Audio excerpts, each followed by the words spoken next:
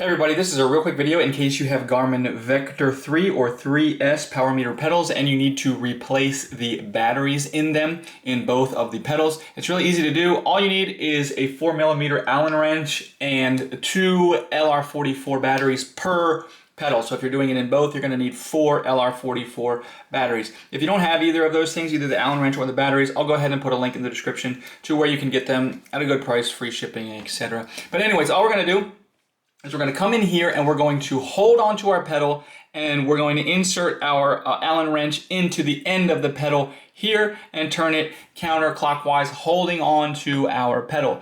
And once we unscrew this, it will come out and it will look like this. The cap will come off and look like this, and the batteries will be in the end of the pedal top lid there. And what we're going to do is you'll probably need to just bang the batteries out or something like that. They can kind of be stuck in there.